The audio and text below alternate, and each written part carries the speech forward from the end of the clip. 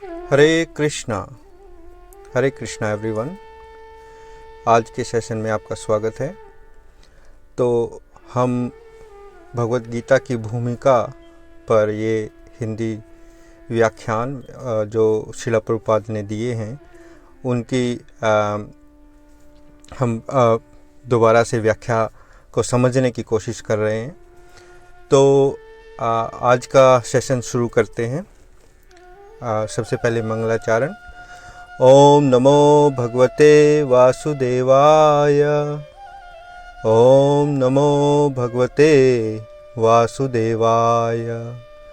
ओम नमो भगवते वासुदेवाय। ओम अज्ञानं त्रिमन्धस्य ज्ञानञ्जनशलाकया चक्षुर्मृतं येन तस्मै श्रीगुरवे नमः। नारायणं नमस्कृत्य नरं चैव नरोत्तमं देवीं सरस्वतीं व्यासं ततो जयमुदीरयेत्। नष्टप्रायशव भद्रेषु नित्यं भागवत सेवया भगवती उत्तम श्लोके भक्तिर्भवति नष्टकी। हरे कृष्णा कृष्ण कृष्ण हरे हरे, हरे राम राम राम हरे हरे। जय श्रील प्रभुपाद की जय, श्रील गुरुदेव की जय, कृष्ण बलराम की जय, नित्य गौर प्रेमानंदे हरि हरि बोल। हरे कृष्णा। तो अगला जो पॉइंट है भूमिका में वो है चेतना। चेतना क्या है? हम सब चेतन हैं।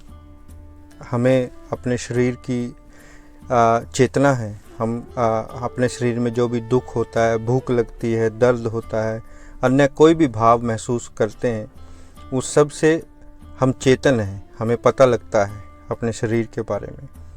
और ये चेतना हमें मिथ्या अहंकार देती है कि मैं ये शरीर हूँ, मैं हूँ। ये चेतना तो आत्मा से आती है, परंतु ये मिथ्या अहंकार में बंध जाती है तो जीव सोचता है कि वो ही सुख भोगने वाला है, वो ही चीज़ें उत्पन्न करने वाला है। संसार की सभी चीज़ें उसके भोग के लिए हैं, परंतु सच्चाई ये है कि भगवान ही विधाता हैं, बनाने वाले हैं, और वो ही भोगता हैं, भोग करने वाले हैं। जीव तो केवल सहयोग के लिए है। जीवों का भोक्ता भगवान है।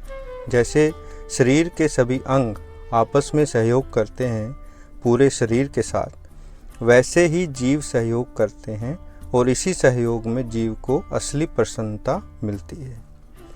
भक्ति में हम ये ही प्रैक्टिस करते हैं, भगवान को केंद्र में रखकर अपना सारा क्रियाकलाप, गृहस्थ जीवन के सभी कार्य भगवान को अर्पित करते हुए करते हैं। ये ही एक भक्त की पहचान है कि वो भगवान के अधीन रहकर सभी कार्य करता है।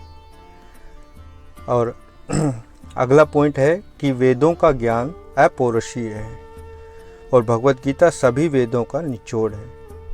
भगवान भगवत गीता में 15वें अध्याय के 15 श्लोक में कहते हैं कि सभी वेद मुझसे ही आते हैं और सभी वेदों से मुझे ही जाना जाता है। हमें भगवत गीता के सभी भाग पूर्ण रूप से स्वीकार करने चाहिए, ना कि आधे अधूरे जो हमें अच्छे लगें, क्योंकि भगवत गीता स्वयं भगवान द्वारा कही गई है और भगवान परफेक्ट है, पूर्ण है, परंतु बद्ध जीव परफेक्ट नहीं है। हम में 4 प्रकार के दोष पाए जाते हैं। नंबर 1, हम निश्चित ही गलतियां करते हैं। नंबर 2, हम माया से मोहित हैं। नंबर 3, हम में दूसरों को धोखा देने की प्रवृत्ति होती है। और नंबर 4, हमारी इंद्रियां सीमित हैं। तो अगर कोई ये 4 दोषों से ग्रसित है तो वो कैसे पूर्ण ज्ञान दे सकता है? इसलिए हमें जानना चाहिए कि भगवत गीता किसी जीव द्वारा नहीं, अपितु पूर्ण परमेश्वर भगवान श्री कृष्ण द्वारा स्वयं बताई गई है। क्योंकि इस भगवत गीता के अंदर जो टॉपिक्स, जो विषय डिस्कस किए गए हैं अर्जुन ने जो प्रश्न पूछे हैं और जो भगवान ने उनके उत्तर दिए हैं, वो ज्ञान केवल पूर्ण परमेश्वर परमात्मा से ही आ सकता है। क्योंकि हम जो ये 4 दोषों से ग्रसित हैं, हम कभी भी ये नहीं जान सकते कि पूर्ण सत्य क्या है। तो हम निश्चित ही गलतियां करते हैं। हम सब ये देखते हैं कि हम बार बार गलतियां करते हैं। कोई भी प्राणी पूर्ण नहीं है, सिर्फ भगवान पूर्ण है, वही परफेक्ट है। हम माया से ग्रसित हैं। माया हमें मोहित करती है। जो चीज़ है वो नहीं हमें दिखती है, और जो नहीं है वो हमें लगती है कि वो असली है। हम दूसरों को धोखा देने में हमेशा प्रेरित रहते हैं। कोई कितना भी सच्चा हो, उसके अंदर ये भावना बनी रहती है कि कैसे मैं कुछ शोषण कर लूं। तो और हमारी इंद्रियां सीमित हैं। हमारी जो आंखें हैं, नाक है, सूंघना है की शक्ति है, सुनने की शक्ति है, देखने की शक्ति है, ये सीमित है। एक कुछ दूरी से आगे हम नहीं देख सकते, कुछ फ्रीक्वेंसी से ऊपर और नीचे हम नहीं सुन सकते। तो इन सब सीमाओं के होने के बावजूद हम कैसे ये क्लेम कर सकते हैं कि हम पूर्ण हैं? तो हम कभी भी पूर्ण परमेश्वर परमात्मा नहीं बन सकते। हम जीव हैं, हम उनके अंग हैं, अंश हैं और अंश ही रहते हैं।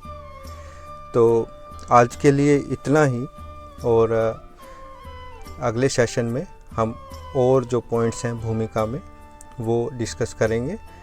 तो आपके अपनी अगर कोई टिप्पणी है या कोई प्रश्न है, मुझे ज़रूर मेरे व्हाट्सएप पर भेजें। हरे कृष्णा।